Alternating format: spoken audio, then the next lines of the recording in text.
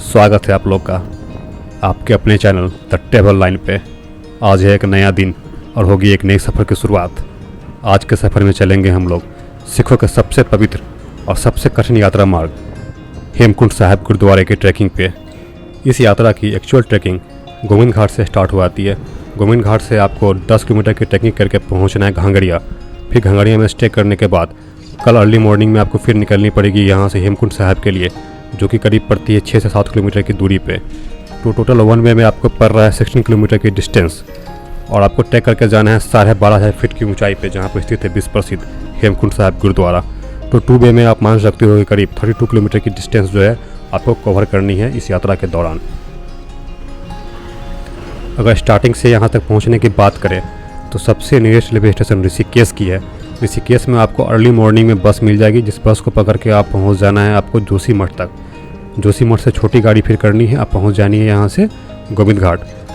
गोविंद घाट से घांगड़िया के लिए जो है ट्रैकिंग करोगे तो उसमें आपकी एक पूरी दिन लग जाएगी।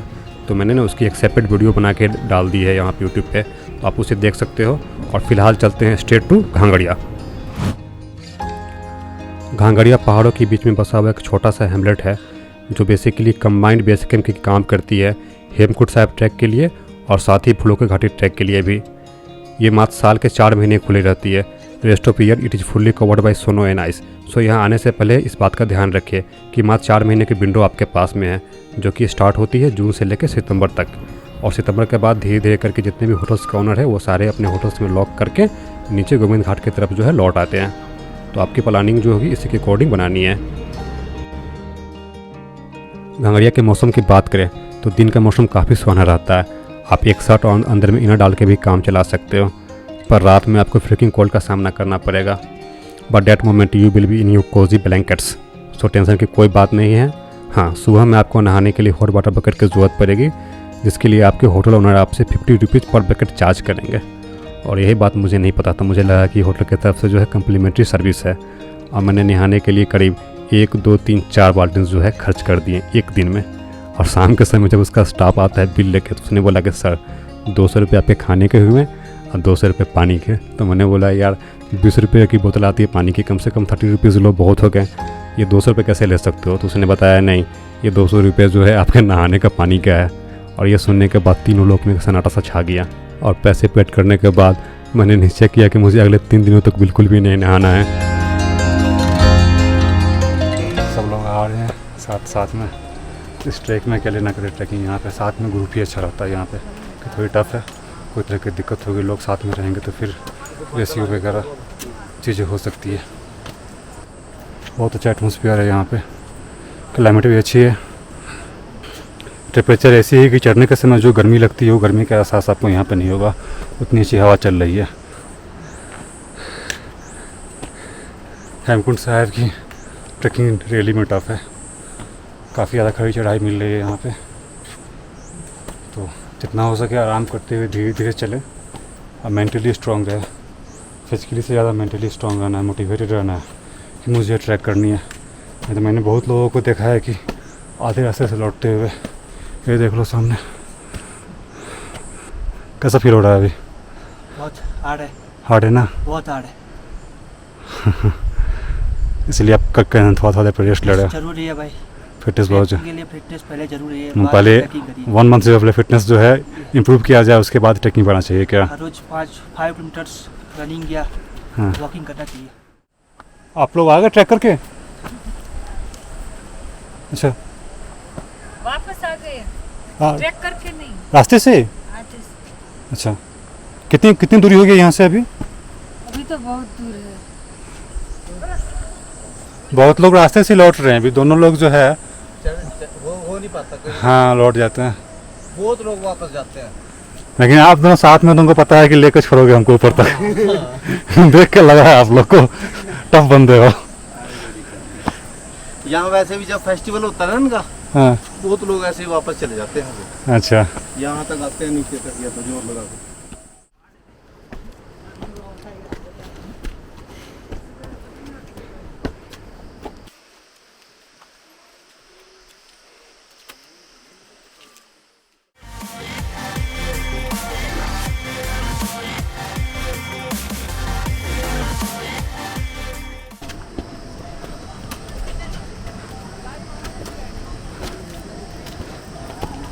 देखना भाई, ये सवेर के चले हुए हैं और हम कछुए की चाल चल रहे हैं, हम इनके साथ आगे।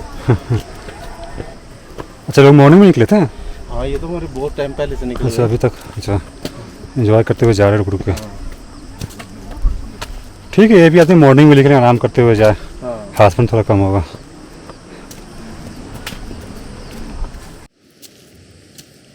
अब यहाँ से मारेंगे हम लोग शॉर्टकट रास्ता सीधी सामने जा रही है, इसको छोड़ के चलेंगे इस वाली रास्ता पे। ऊपर जो लोग जा रहे हैं सीधे ऊपर पहुँचेंगे। इशारा तो मैं ऐसे कर रहा हूँ जैसे लग रहा है सीधे ऊपर भगवान के पास ही पहुँचना है। देख लो भाई, इसको बोलते हैं नज़ारे। पत्थरों को छेद करके चीरते हुए पानी के फुहारे निकल रहे हैं यहाँ से, एकदम शुद्ध प्योर पानी जो नीचे झरना बन के फिर नदियों में मिल जाएगी। देखो, आइस जो है मेल्ट होने के बाद जो है पानी बनती है, फिर जाके नीचे नदी में मिलती है। तो वही फॉर्मेशन यहाँ पे हो रहा है, नीचे घाटी में जाएगी, वहाँ जहाँ घांगड़िया से हम लोग आ रहे थे।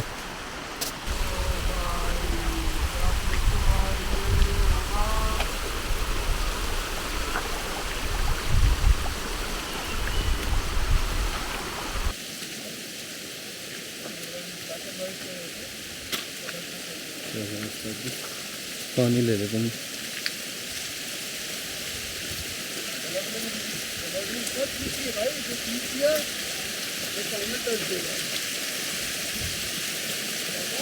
अच्छी है ये सर, ज़्यादा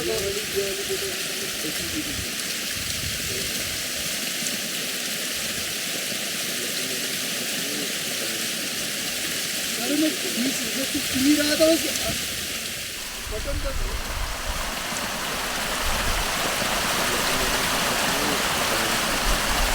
अरे मैं पी रहा था बटन दब गया है।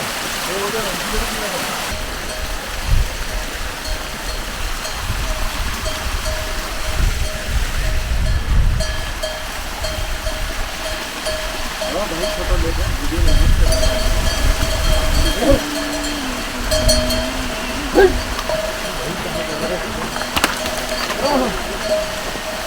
प्यास लगी है, पानी पीने दे भैया। कभी तो रुके जबरदस्ती। अरे कहाँ जा रहा, पानी आ गया।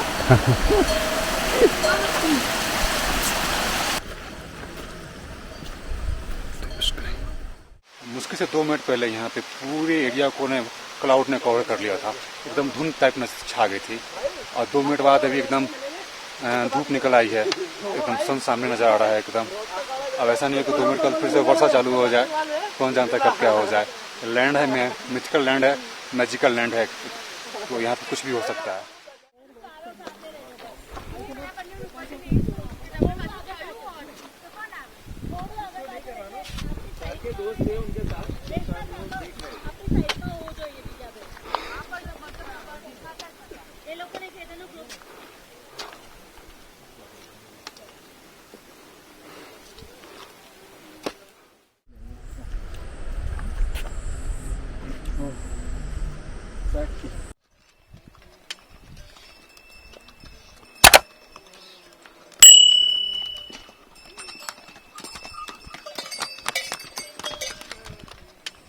अप्रोक्स 2 किलोमीटर जो है यहाँ से भी और चल रही है हम लोगों को। 2 किलोमीटर के बाद पहुँचेंगे बाहर गुरु के पास।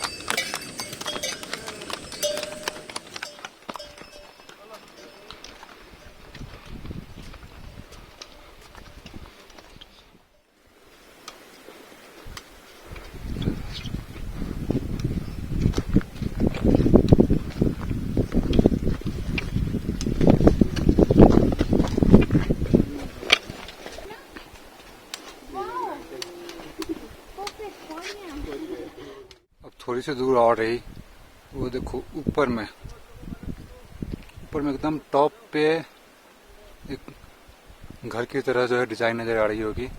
हाँ, वही है गुरुद्वारा हेमकुंड साहिब। तो वहाँ पहुँचना है। 3-4 मोड़ जो है चढ़ने के बाद जो है वहाँ टॉप पर पहुँच जाएंगे। अब ये लास्ट फेज है मेरा, तो एक बार लास्ट जोर लगाते हैं, पावर लगाते हैं, रुकते हैं सीधे हेमकुंड साहिब पहुँच के।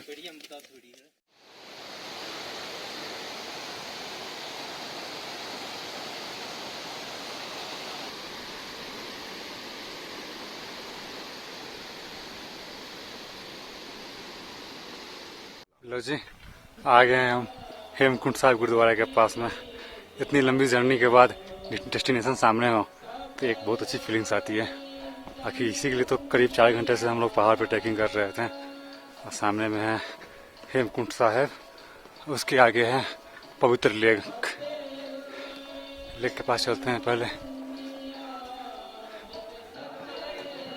देखो जी कितनी प्यारी लेक है।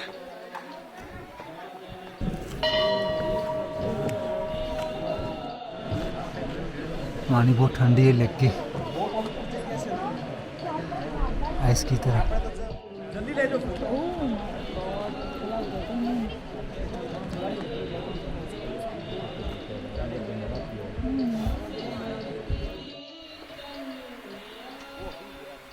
कुंड का पानी कितना क्लीन है, पत्थर तक साफ नजर आ रहा है। इसमें कंकर मार के देखते हैं। ऐसे नहीं, ऐसे ये भी गड़बड़ हो गया। यहाँ पहुँच कर थोड़ा सा रुकते हैं, आराम करते हैं और टिफिन पैक करवा के लाए थे होटल से लंच, तो लंच कर लेते हैं इस ग्रेट लेक के पास में बैठ के। और लंच करने के बाद थोड़ा सा जो है फिर गुरुद्वारा घूमते हैं।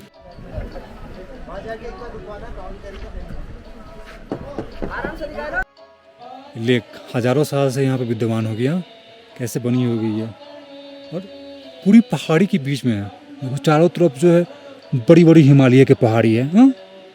और बीच पहाड़ी में जो है लेक है, तभी उसका नाम दिया गया है कटोरा, हेमकुंड। हेम मतलब आपको हो गया जो है बर्फ़, कुंड मतलब कटोरा, तो कटोरे की आकृति की है। हाँ, इसकी जो टोटल लंबाई है वो 400 गज है और इसकी जो चौड़ाई है ये 200 गज के करीब में है। तो मैंने आने से पहले गूगल किया था, तो इसके बारे में मुझे जानकारी मिली, तो सोचा मैं आप लोग के साथ में इसको शेयर कर दूँ। ये जो हेमकुंड साहिब गुरुद्वारा है, ये सिखों के 10वें गुरु श्री गोविंद साहिब जी का तपोस्थल था। और यहीं पे पास में जो है कुंड है, जिसके नाम पे इसका हेमकुंड पड़ा है। उस समय आज से सैकड़ों हज़ारों साल पहले सिखों के धार्मिक गुरु जो है यहाँ पे आके तपस्या किया करते थे, इतनी टफ टेरियन पे। गर्मी के दिन में जो है लोगों को स्वेटर जैकेट पहनना पड़ रहा है, और जाड़े के दिन में क्या हाल होगी वहाँ पे, तभी भी जो है गुरु यहाँ पर तपस्या करते थे। तो सच बात है, गुरु ऐसे ही कोई गुरु नहीं बनते हैं, उन्हें बहुत त्याग करना पड़ता है, परित्याग करनी पड़ती है, तब जाके लोग जो है गुरु का जो है दर्जा पाते हैं, और समाज उनसे आइडियल मानती है, उनके आदर्शों पर चलकर सीखती है। ये जो जगह है रामायण काल से भी जो है काफ़ी प्रसिद्ध है। यहाँ पे जो है लक्ष्मण जी आके जो है ध्यान लगाए थे। चलिए हम आपको उस लक्ष्मण मंदिर के पास में ले चलते हैं। पास ही में जो लक्ष्मण जी का मंदिर है, यहाँ पे मैं कैमरा स्विच कर रहा हूँ बैक की तरह, या यहाँ से रास्ता जाती है लक्ष्मण जी के मंदिर के पास में, जहाँ पे उन्होंने ध्यान लगाया था। अब सोच सकते हो कि कितनी महत्वपूर्ण जगह है। सिखों के साथ साथ जो है लक्ष्मण भगवान भी यहाँ पे आके तपस्या किए थे। ये देखो श्री लोकपाल लक्ष्मण मंदिर उसी स्थान पर बना है जहाँ पर लक्ष्मण जी बैठ कर जो है ध्यान लगाए थे।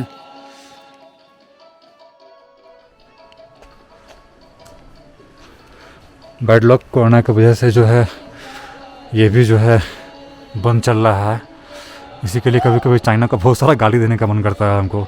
उसके कारण मतलब इतना दूर आने के बाद भी मंदिर में दर्शन नहीं कर पा रहे हैं, गुरुद्वारा में दर्शन नहीं कर पा रहे हैं। कहीं ना कहीं इसके लिए जो मेन कल्प्रिट चाइना ही है। तभी लेकिन बाहर से आप दर्शन कर लो। और पास ही में एक छोटी सी शिव जी की मंदिर है। जय भोले शंकर, जय भोले शंकर। हमारे भाई साहब तो यहीं रुके कोने में कर खोज रहे थे, कहाँ चले गए। हमको लगा तालाब उला में तैर तो नहीं रहे हैं, जाके तैरने लगे देखो तेरे सामने। तो पानी बहुत ठंडी है।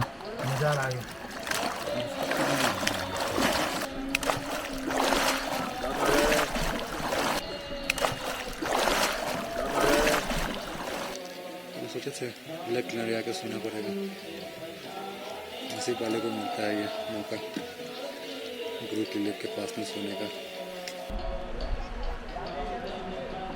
फिर अभी पूरी क्लाउड घेर ली है चारों तरफ। पूरे हेमकुंड साहिब में अभी कुछ नज़र नहीं आ रहा है।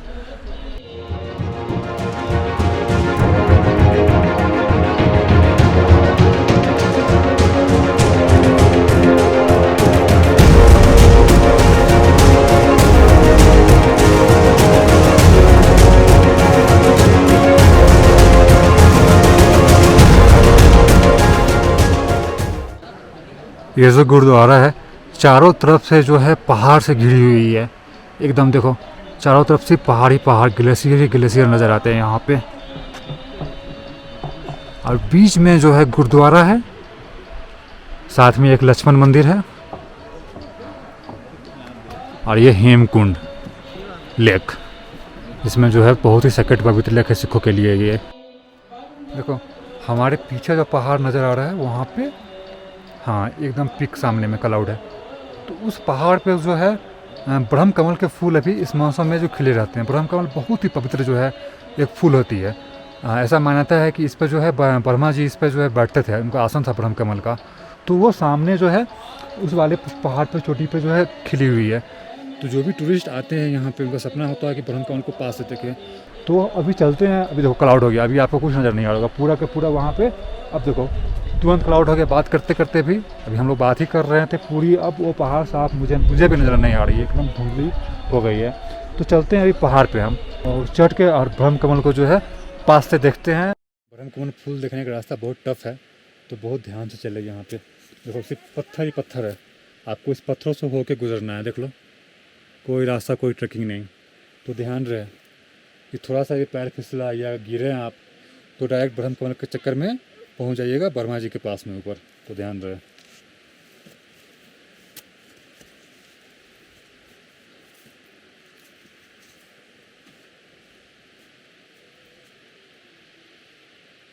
ऐसे चलते हैं यहाँ से उस पत्थर पे, उस पत्थर से उस पार।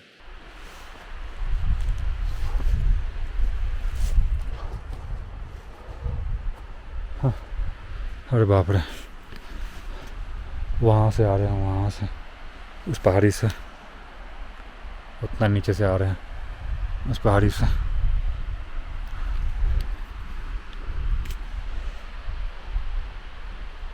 चलो चले जल्दी चले।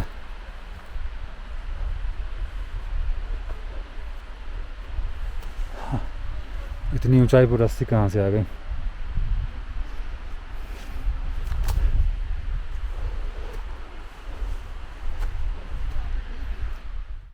अब दिल थाम के हो जाइए तैयार। अब हम आ चुके हैं इतनी लंबी यात्रा करने के बाद पहाड़ी की चोटी के ऊपर में ब्रह्म कमल के पास में, सबसे पवित्र फूलों में से एक ब्रह्म कमल, जिसमें अनेकों प्रकार के औषधीय गुण पाई जाती है। आयुर्वेद में इस फूल का बहुत ज़्यादा महत्व है और इस फूल को अब दिखाने जा रहा हूँ। Ready, let's see it.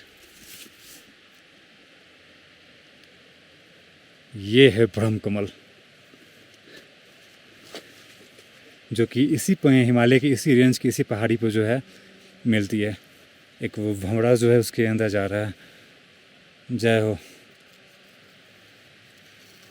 भंवरा। बहुत ही महत्वपूर्ण फूल है, तो इसको जो है किसी प्रकार की क्षति पहुंचाना सही नहीं है, तो इसको तोड़ के घर ले जाना तो ये सब गलत चीज़ है। इसलिए इसको जैसे ही मैं ऐसे छोड़ दूंगा। अगर आप भी टूरिस्ट है कभी आते हैं यहाँ पर ब्रह्म कमल मिलता है तो इसको तहस नहस ना करें। देखो सामने वाला पहाड़ी पे सिर्फ ब्रह्म कमल ही है, वहाँ पर तो लगता है ब्रह्म कमल की जैसे मानो खेती हो रखी है। चलो जी अब टाइम आ गया है सच्चे बादशाह के आगे सिर झुकाने की और आशीर्वाद लेके वापस घर लौटने का। जय वाहेगुरु।